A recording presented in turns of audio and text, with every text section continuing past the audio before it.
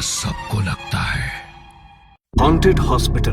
दिल्ली के एक सरकारी अस्पताल में विजय ने आज ही ज्वाइनिंग की थी। विजय एक एमबीबीएस डॉक्टर था जिसने मुंबई के गवर्नमेंट हॉस्पिटल से अपना ट्रांसफर दिल्ली करवा लिया था। विजय की अस्पताल में नाइट शिफ्ट थी। उसने सब वार्ड्स में जाकर मरीजों को चेक किया। रात के लगभग 11 बजे तक वो फ्री होकर अपने केबिन में आकर बैठ गया। तभी बाहर से उसे कुछ शोरगुल की आवाज आई। वो जल्दी से बाहर गया। सर, मैं आपसे कह रही हूँ ना कि अभी हॉस्पिटल में कोई भी रूम अवेलेबल नहीं है। हम इन्हें एडमिट नहीं कर सकते और वैसे भी इनकी कंडीशन इतनी ज्यादा सीरियस नहीं है, तो प्लीज आप इन्हें कहीं दूसरे अस्पताल में ले जाइए। अरे ये क्या तरीका है पेशेंट से बात करने का? और नीचे एक वार्ड खाली तो पड़ा है।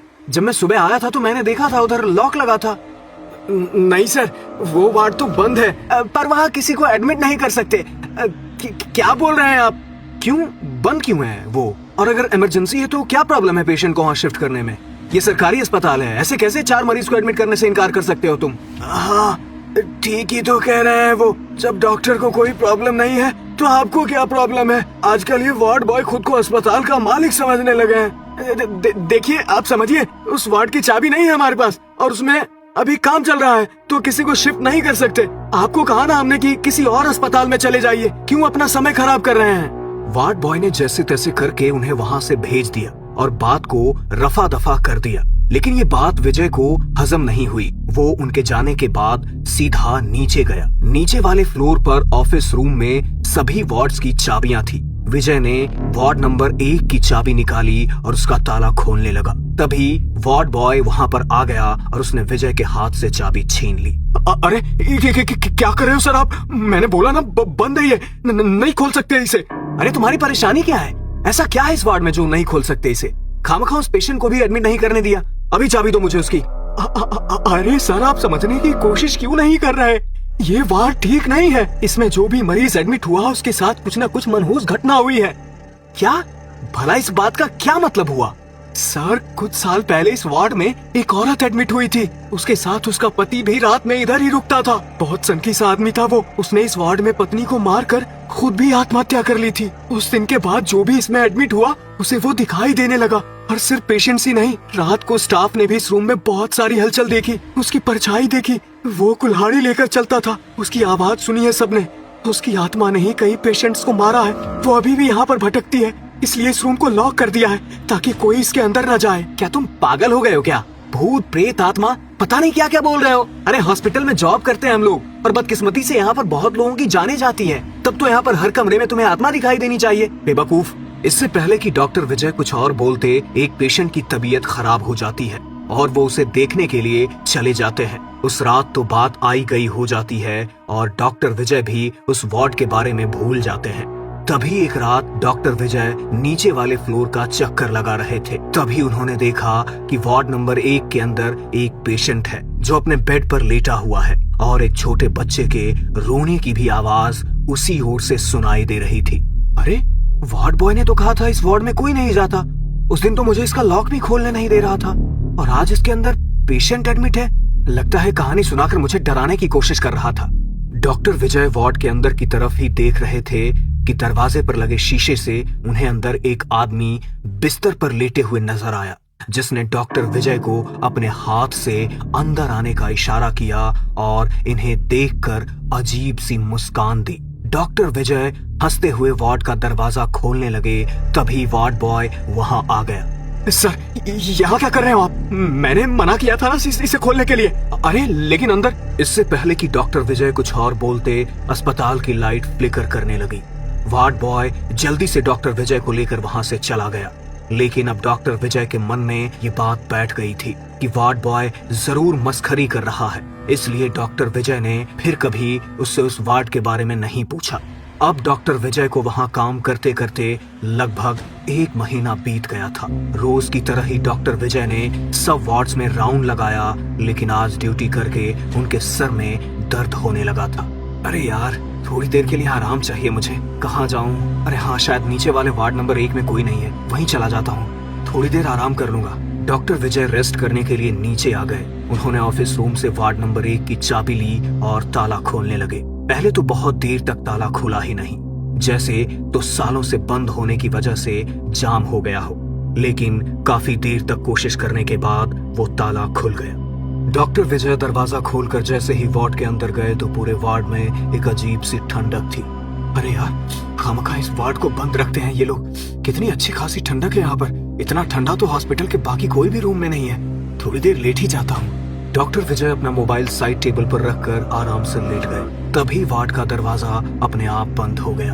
उन्हें वहां लेटे हुए अभी कुछ मिनट ही बीते होंगे, तभी उन्हें वार्ड के बाथरूम से नल चलने की आवाज आई। अरे, ये पानी चलने की आवाज कहाँ से आ रही है? अभी तक तो सब कुछ बिल्कुल शांत था। डॉक्टर विजय उठकर बाथरूम की तरफ गए तो देखा कि नल चालू है। उन्होंने नल को बंद कर दिया और वापस आकर बिस्तर पर लेट गए कि तभी लगभग 2 मिनट बाद उन्हें फिर से पानी चलने की आवाज आई। अरे, अभी तो मैं नल बंद करके आया था, फिर से कैसे चल गया?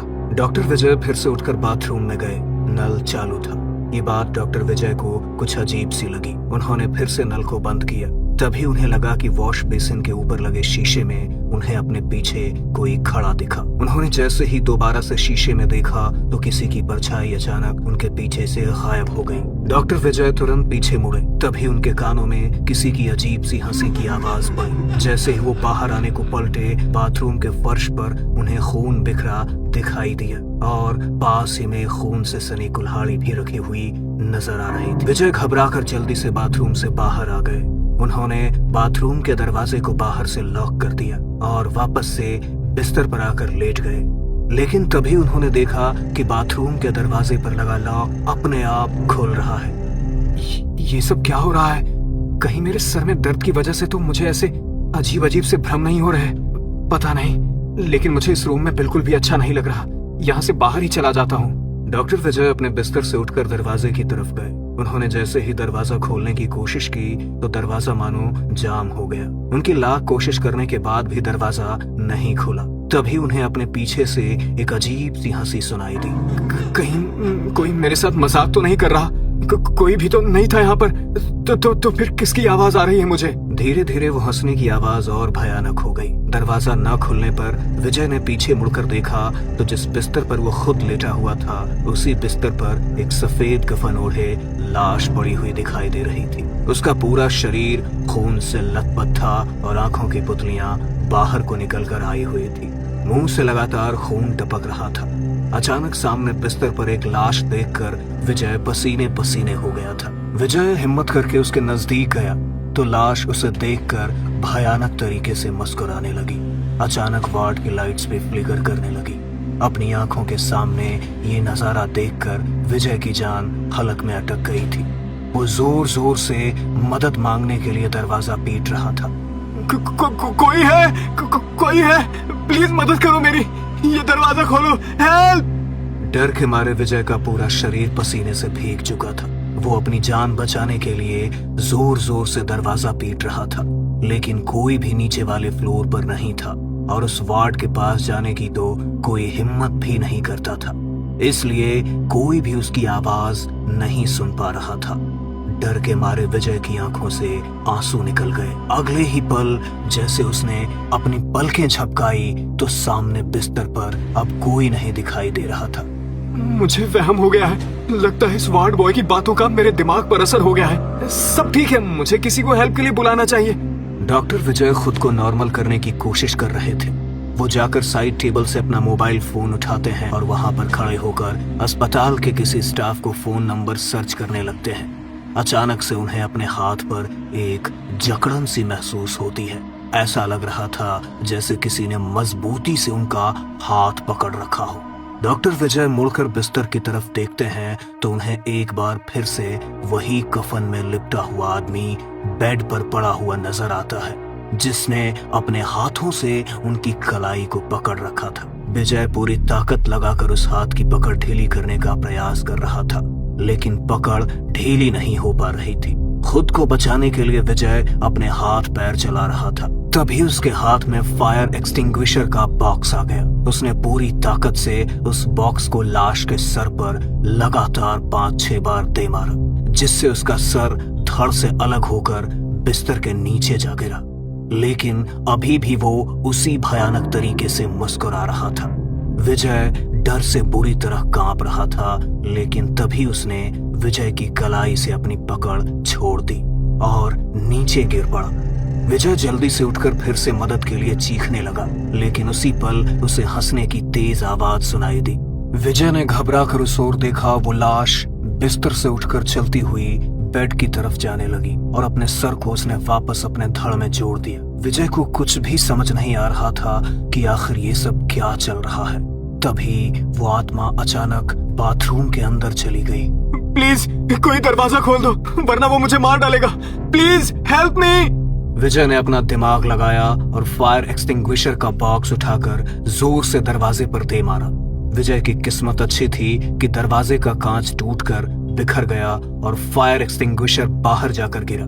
तभी पीछे से विजय को एक आवाज आई। उसने पीछे मुड़कर देखा तो वो लाश अपने हाथ में एक कुल्हाड़ी लिए उसकी तरफ बढ़ रही थी। दरवाजा टूटने की आवाज सुनकर फर्स्ट फ्लोर पर काम कर रहे स्वीपर जल्दी से भागकर वहां आ गए। तभी उन्हें विजय के चिल्लाने की आवाज सुनाई दी। स्वीपर दरवाजा खोलने की कोशिश कर रहा था, वहीं दूसरी ओर वो लाश डॉक्टर विजय के सिवा किसी को नजर नहीं आ रही थी और वो कुल्हाड़ी लेकर उसे मारने के लिए उसकी ओर बढ़े जा रही थी। तभी एक दूसरा वार्ड बॉय अस्पताल के मंदिर से गंगा जल लेकर आया और उसे कमरे के अंदर छिड़क दिया। गंगा जल का स्पर्श पड़ते ही वो लाश अचानक दिखाई देना बंद हो गई और जाम हो चुका दरवाजा भी झटके से खुल गया। उन्होंने डॉक्टर विजय को वार्ड नंबर 1 से बाहर निकाला। उनकी हालत डर के मारे बहुत खराब हो चुकी थी, इसलिए उन्हें इमीडिएटली एडमिट कर लिया गया। लेकिन उस रात जो डॉक्टर विजय के साथ घटा वो उसे कभी भूल नहीं पाए।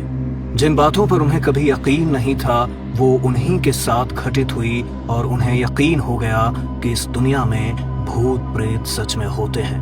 वार्ड नंबर 1 के गेट को ठीक करवा के उसे परमानेंटली लॉक करवा दिया गया। अब किसी को भी वहां पर जाने की परमिशन नहीं है और अगर कभी उस फ्लोर पर डॉक्टर विजय की ड्यूटी लगती है तो उस वार्ड की तरफ जाते ही उनकी रूह कांप जाती है और उनके कानों में उसी हंसी की आवाज गूंज उठती है।